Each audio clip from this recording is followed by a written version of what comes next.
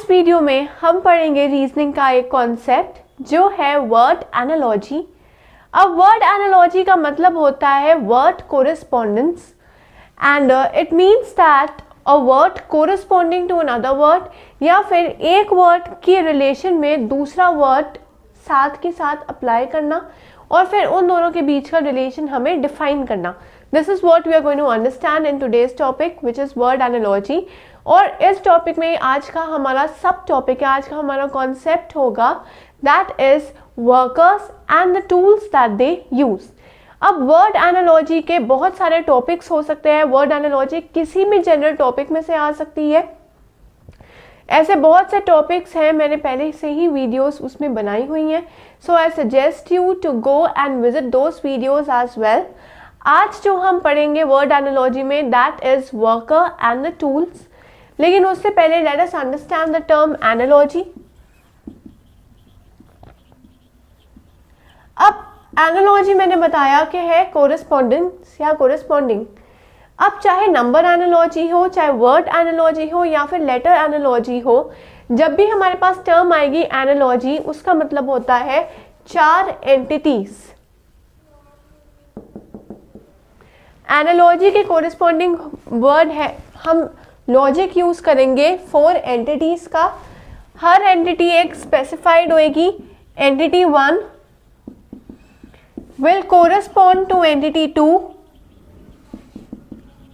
Similarly, entity 3 will correspond to entity 4. Entity 1 will correspond to entity 2. इसका मतलब ये है कि entity 1 और entity 2 के बीच में कोई ना कोई रिलेशन होगा।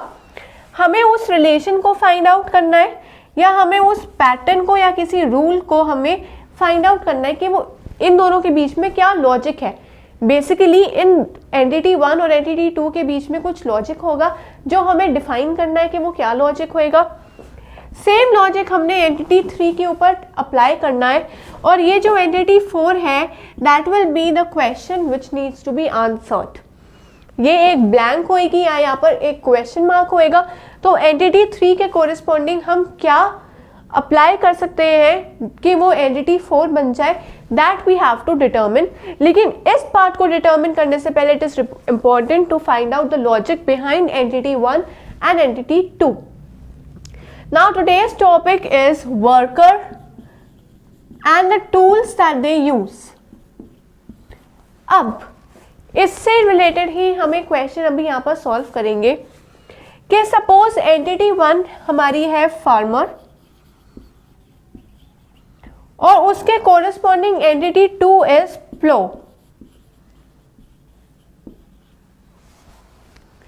सिमिलरली अगर मैं एंटिटी 3 को वुड कटर, अगर मेरी एंटिटी 3 हो जाए वुड कटर, तो उसके कोरिस्पोंडिंग क्या एंटिटी आएगी, that you have to determine. ऐसे क्वेश्चंस आएंगे और साथ में आपके पास 4 ऑप्शंस दिए होंगे। Out of those 4 options you have to choose the correct option. अब जब तक मुझे यही नहीं पता होगा कि फार्मर और प्लो के बीच में क्या रिलेशन है, I won't be able to solve the question. मेरा क्वेश्चन तो बेसिकली ये है ना कि वुड कटर के कोरिस्पोंडिंग क्या आएगा। मुझे पहले यहाँ पर देखना है कि फार्मर के कोरिस्पोंडिंग प्लो ये क्या है। मुझे पता है कि फार्मर जो है वो एक वर्कर है और प्लो उसका टूल है जिसके थ्रू वो वर्क करता है, राइट? फार्मर खेती कैसे करता है? Using plough. So that is the relation between these two. अब मैं देखूं कि वुड कटर भी एक वर्कर ही है, और वुड कटर किससे काम करता है? Would cutter cuts the wood and the wood is cut using the device or using a tool which is known as axe. तो अगर आपने यहाँ पर नोटिस किया होगा कि ये रीजनिंग का टॉपिक कम और जनरल नॉलेज ज्यादा है, तो I suggest you to be generally aware about all the topics regarding this, चाहे वो कंट्रीज का क्यों ना हो, पॉलिटिक्स का हो, चाहे वो जनरल नॉलेज हो जाए, animals and the young ones, things and the class, things and the group, ये सारे टॉपिक्स जो है आपको बाय हार्ट होने चाहिए, आपको लर्न होने चाहिए। लर्न क्या, this is just a general knowledge, आपकी जनरल नॉलेज इतनी तो होनी चाहिए कि आपको पता हो कि वुड कटर किससे काम करता है, that is it. So practice more on these type of questions because these are more of general knowledge.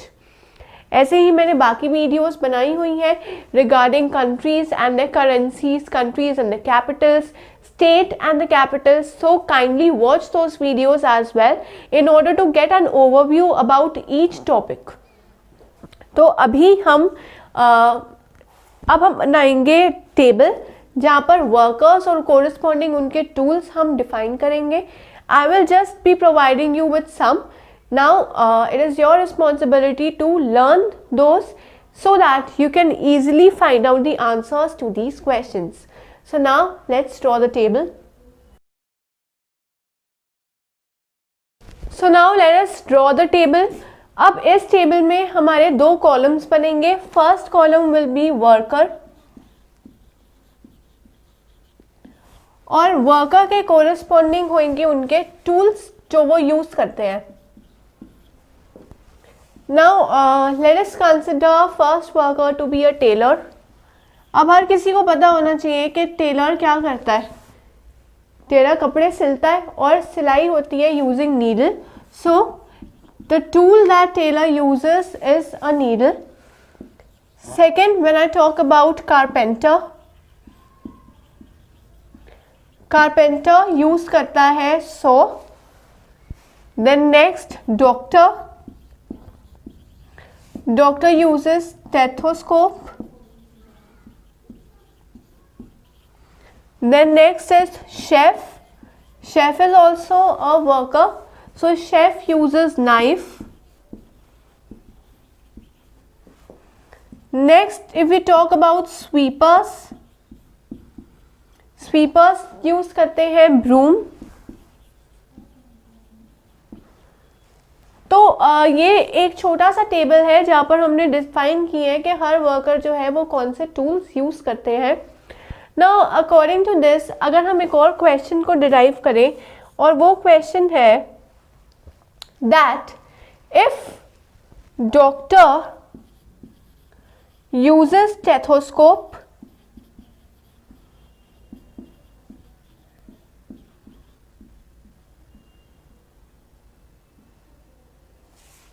then what will chef use?